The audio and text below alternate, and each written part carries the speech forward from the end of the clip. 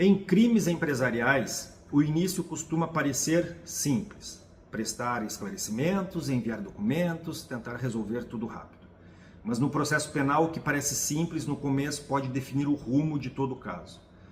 Neste vídeo não é sobre respostas prontas, é sobre organizar uma decisão que, se mal conduzida, se torna difícil de corrigir depois.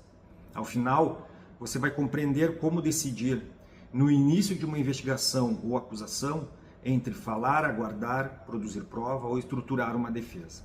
E principalmente quais fatores processuais e estratégicos realmente influenciam o resultado, muito além do que aparece à primeira vista. No direito penal econômico, o problema raramente começa com a investigação ou a acusação. Ele começa antes, quando a investigação já está em curso e o investigado ainda não percebe a dimensão disso. É comum surgir um raciocínio automático. Isso deve ser só uma multa. Vou explicar e encerrar. Se eu não devo, não tenho como me preocupar. Esse tipo de leitura ignora como o processo penal funciona na prática. Uma investigação não busca apenas fatos. Ela organiza narrativas. E qualquer manifestação precoce pode influenciar essa narrativa. Além disso, impacto não é só penal. Mesmo antes de uma denúncia, já podem existir efeitos concretos, bloqueios patrimoniais, desgastes reputacionais, reflexos contratuais e restrições administrativas. Ou seja, o dano não espera uma decisão condenatória. E é exatamente por isso que a primeira decisão precisa ser compreendida com mais cuidado. Do ponto de vista jurídico, o investigado tem garantias fundamentais, como o direito ao silêncio, direito de não produzir prova contra si e o direito à ampla defesa. Mas essas garantias não são apenas mecanismos de proteção, elas também orientam a forma de decidir. A lei não obriga o investigado a se manifestar imediatamente e nem exige que ela produza prova contra si. Isso muda a lógica inicial. Nem toda colaboração é necessária e nem toda espera é prejudicial.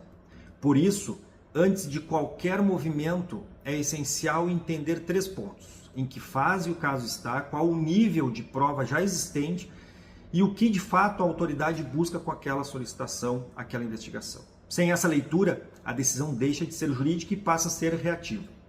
E é nesse momento que surgem os riscos reais. Na prática, os maiores problemas não aparecem em grandes decisões, mas em atos aparentemente simples. Responder um ofício sem análise, comparecer para esclarecer sem conhecer o conteúdo da investigação, ou entregar documentos sem delimitar o contexto. Essas atitudes, embora bem intencionadas, podem ampliar o escopo da investigação, gerar contradições futuras ou consolidar elementos que ainda estavam em dúvidas. Na prática, o investigado deixa de ser apenas fonte de esclarecimento e passa a contribuir para a própria formação da prova. Por isso, a pergunta correta não é: eu tenho algo a esconder? A pergunta correta é: o que já existe contra mim e como a minha manifestação se encaixa nisso? Quando se trata de crimes empresariais, esse cenário ganha mais complexidade, porque não envolve apenas uma pessoa.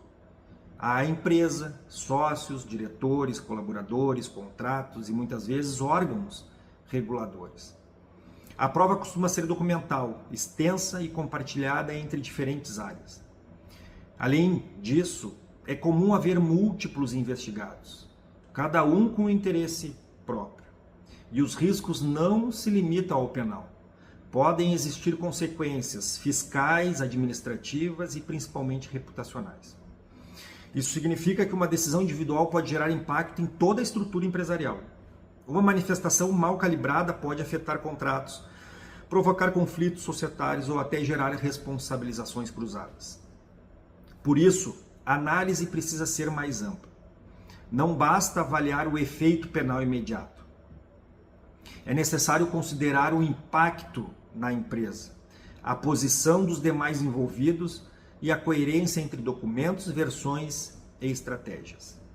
Diante desse cenário, a decisão inicial não pode ser automática. Ela precisa ser construída.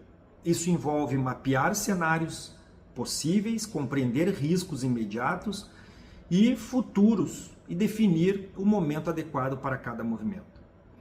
Nem sempre o melhor caminho é falar, nem sempre é silenciar. E muitas vezes a resposta correta não está em um ato isolado, mas em uma sequência de decisões coerentes. Uma estratégia bem estruturada não busca resolver todo o início. Ela busca preservar margem de atuação enquanto o caso ainda está se formando. E aqui parece um erro comum, que costuma passar até mesmo despercebido. A tentativa de resolver rápido. Muitas pessoas acreditam que ao explicar tudo de imediato, conseguem encerrar o problema. Mas na prática, isso pode antecipar informações que ainda não eram conhecidas, fixar versões que depois se mostram inconsistentes e fechar caminhos que poderiam ser explorados mais adiante. Esse erro não costuma ser percebido no momento em que acontece, mas os efeitos aparecem depois e nem sempre são reversíveis.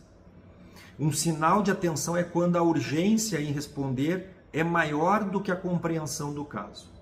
Isso indica que a decisão está sendo guiada pela pressão e não pela análise. No fim, em crimes empresariais, o maior equívoco não está na defesa, está na primeira decisão, porque é nesse momento que se define o espaço de atuação ao longo de todo o processo. Uma decisão bem tomada considera a fase do processo, a qualidade da prova, os riscos paralelos e o impacto de cada escolha ao longo do tempo. O que normalmente não deve ser feito por impulso é responder, justificar ou produzir provas sem compreender o cenário completo. Porque no processo penal, especialmente no econômico, decisões iniciais moldam caminhos que nem sempre podem ser revistos. No penal, a análise técnica e prévia vence o improviso.